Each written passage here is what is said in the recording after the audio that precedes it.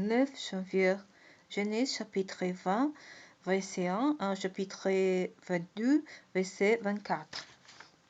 Abraham quitta cette région pour aller dans le Negev. Il s'installa en Kadesh et Tsour, où il séjourna la Guéra. En parlant de sa femme Sarah, il disait: c'est ma sœur. De sorte qu'Abimelech, le roi de Guéra, la fit enlever. Mais Dieu visita Abimelech de nuit un songe et lui dit: tu vas mourir à cause de cette femme que tu as enlevée, car elle est mariée. Or Abimelech ne s'était pas approché d'elle. Il s'écria: mon Seigneur, ferais-tu mourir des innocentes? Son mari ne m'a-t-il pas dit: c'est ma sœur? De l'air, elle-même me l'a confirmé en affirmant: c'est mon frère. C'est en toute bonne conscience et avec innocence que j'ai agi. Dieu lui répondit en songe: je sais, moi aussi, que tu as agi en toute bonne conscience. C'est pourquoi je t'ai empêché de commettre un péché contre moi et je ne t'ai pas laissé la toucher. Maintenant, renvoie cette femme à son mari, car c'est un prophète. Il priera pour toi et tu resteras en vie. Mais si tu ne l'as voulu, rendez pas, sachez que tu mourras, toi et tous les tiens. De bon matin, Abimelech convoqua tous ses familiers et leur raconta tout ce qui lui était arrivé. Ces gens en furent extrêmement troublés. Pour Abimelech fit venir Abraham lui dit: pourquoi nous as-tu fait cela? Quel mal t'ai-je fait pour que tu nous aies exposé, moi et mon royaume, à commettre un si grand péché? Tu as fait envers moi des choses qui ne se font pas. Puis il demanda à Abraham: pour quelle raison as-tu agi de la sorte? Abraham répondit: je me suis dit, certainement on n'a aucune crainte de Dieu dans ce pays et on mettra à cause de ma femme. De plus, elle est réellement ma parente puisqu'elle est fille de mon père, mais pas de ma mère. Elle est devenue ma femme. Quand Dieu m'a fait quitter la maison de mon père et aller de lieu en lieu, je dis à ma femme: elle a la bonté de dire partout où nous irons que je suis ton frère. Alors Abimelech prit des moutons, des chèvres et des bovins, des serviteurs et des servantes et en fit cadeau à Abraham. Et lui rendit aussi Sarah, par sa femme. Puis il ajouta: mon père est à ta disposition, établis-toi où bon te semblera. Puis se tournant vers Sarah, il dit: vois, je donne 1000 pièces d'argent à ton frère. C'est le gage de ton innocence pour vous ceux qui sont avec toi, et cela te justifiera devant tout.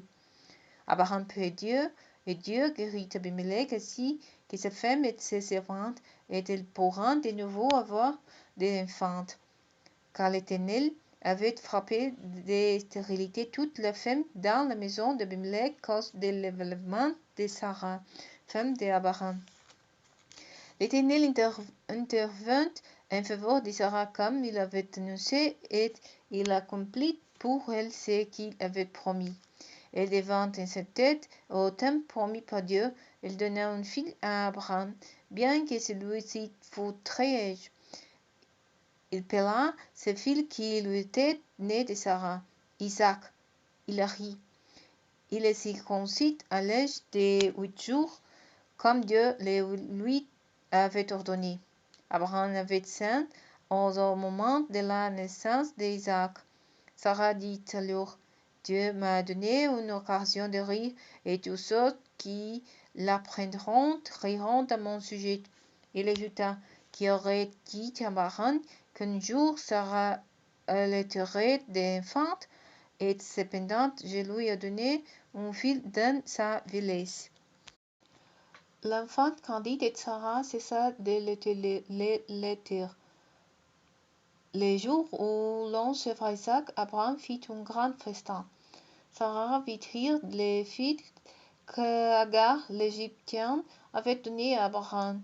Alors elle dit à Abraham, chasse cet esclave et son fils, car le fils de cet esclave ne partagera pas l'héritage avec mon fils Isaac. Cette parole affligeait beaucoup Abraham à cause de son fils. Mais Dieu lui dit, ne t'afflige pas à cause du garçon et de ta servante. Accorde à Sarah tout ce qu'elle te demandera, car c'est par Isaac que te sera suscitée une descendance. Néanmoins, je ferai aussi du fils de l'esclave l'ancêtre d'un peuple, car lui aussi est issu de toi. Le lendemain de bon matin, Abraham prépara du pain et une autre d'eau qu'il donna à Agar en le plaçant sur son épaule. Il lui donna aussi l'enfant et la congède. Il partit à l'aventure et s'égara dans le désert de Berseba. Le qui était dans l'autre s'y posa, alors il laissa l'enfant sous un buisson et la s'assit à l'écart, à une centaine de mètres plus loin, car elle se disait, je ne veux pas voir mourir mon enfant. Elle resta assise en face de lui, gémissante et pleurant. Dieu entendit la voix du garçon, et l'ange de Dieu appela Agar du haut du ciel et lui dit, qu'as-tu, Agar? N'aie pas peur, car Dieu a entendu le garçon là où il est. Lève-toi, relève le garçon et prends-le par la main, car je ferai de lui un grand peuple. Dieu lui ouvrit les yeux et elle aperçut un puits. Elle allait remplir de son autre et donna à boire au garçon. Dieu fut avec lui. Il grandit et vécut dans le désert où il devint un chasseur à l'arc. Il s'établit dans le désert des Parans et sa mère choisit pour lui une femme du pays d'Égypte. À la même époque, Abimelech accompagné de Picol, chef de son armée, vint trouver Abraham et lui dit, Dieu fasse aussi tout ce que tu entreprends. Maintenant donc, jure-moi ici par le nom de Dieu de ne trahir ni moi, ni mes enfants, ni ma descendance, mais d'agir envers moi et envers ces pays où tu séjournais avec la même bonté dont j'ai eu envers toi. Abraham répondit, oui, je le jure. Il saisit l'occasion pour le faire des doléances au sujet d'un put dont les serviteurs d'Abimelech s'étaient emparés. Abimelech lui répondit, j'ignore qui a fait cela. Toi-même, tu ne m'avais pas informé et je l'apprends aujourd'hui. Abraham choisit des moutons, des chèvres et des bovins et en fit cadeau à Abimelech et tous deux conclurent ensemble une alliance.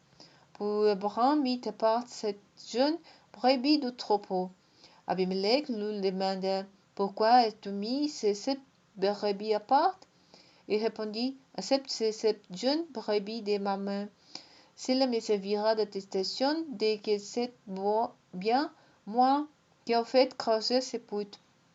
C'est pourquoi on a appelé ce lieu la Bersève de le puits du serment, parce que c'est là que tous deux prêteront serment. Ainsi ils firent alliance à Bersève. Puis Abimelech partit avec Picol, le chef de son armée, et ils s'en retournèrent au pays des Philistins.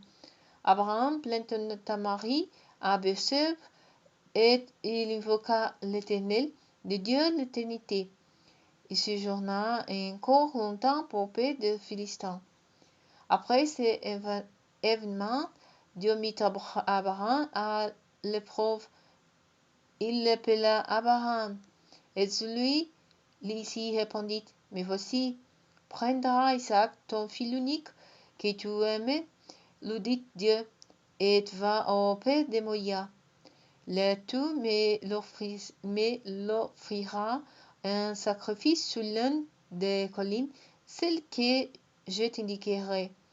Le lendemain, Abraham se leva de grand matin, se la sonnait et mena deux de ses serviteurs ainsi que son fils Isaac. Il fendit du bois pour l'Holocauste. Puis il se mit en route en direction de l'endroit que Dieu lui avait indiqué. Après 3 jours de marché, Abraham, levant les yeux, aperçut le lieu dans le lointain. Alors il dit à ses serviteurs, « Restez ici avec l'âne. Les garçons et moi, nous irons jusque là-bas pour adorer Dieu, puis nous reviendrons vers vous. » Abraham chargea les bois de l'Holocauste sur son fils Isaac. Il prit lui-même des braises pour le feu et les côtés. Pour tous deux s'enlèvèrent ensemble. Isaac s'adressa à son père Abraham et lui dit, « Mon père. » Abraham dit, « Qu'as-tu, mon fils? » « Voici le feu et le bois, dit-il, mais où est l'agneau pour l'Holocauste? » Abraham répondit, « Mon fils, Dieu pourvoira lui-même l'agneau pour l'Holocauste. » Et ils poursuivirent le chemin, tous deux ensemble. Quand ils furent arrivés à l'endroit que Dieu lui avait indiqué, Abraham construisit un autel et y disposa les bûches. Puis il ligota son fils Isaac et le mit sur l'autel par-dessus les bois. Alors Abraham prit en main les couteaux pour immobler son fils. À ce moment-là, l'ange de l'Éternel lui cria de haut du ciel, « Abraham, Abraham. » « Mais voici, répondit-il. L'ange reprit, « Ne porte pas la main sur les garçons, ne lui fais pas de mal, car maintenant je sais que tu crains Dieu, puisque tu ne peux pas refuser ton fils unique. » Alors Abraham aperçut un bélier qui s'était pris les cornes d'un buisson. Il s'en saisit et l'offrit en holocauste à la place de son fils. Abraham appela ce lieu-là Adonai, le Seigneur pourvoira. C'est pourquoi on dit aujourd'hui, sur la montagne du Seigneur, il sera pour vous. Pour l'ange de l'Éternel appela une seconde fois Abraham du haut du ciel et lui dit, « Je le jure par moi-même, parole de l'Éternel, puisque tu as fait cela, puisque tu n'aimes pas par refus ton fils, ton unique, je te comblerai de bénédictions, je multiplierai ta descendance et je la rendrai aussi nombreuse que les étoiles du ciel et que les grains de sable au bord de la mer. Ta descendance dominera sur ses ennemis. Tous les peuples de la terre seront bénis à travers ta descendance parce que tu m'as obéi. » Abraham revint vers ses serviteurs et ils se remirent ensemble en route pour rentrer à Berseba, où Abraham continuait d'habiter. Après ces événements, on annonça à Abraham que Milca avait donné des enfants à Nahor, son frère, ou son premier-né, pour la seconde. Kemuel, père d'Aran, Kesed Asopildas, Idplav et Bethuel. Bethuel fut le père de Rebecca. Ce sont les 8 filles que Milca avait données à Nahor, frère d'Abraham. Son épouse de second rang, Reuma, lui donna aussi des enfants, Teba, Garan, Tash et Maaka.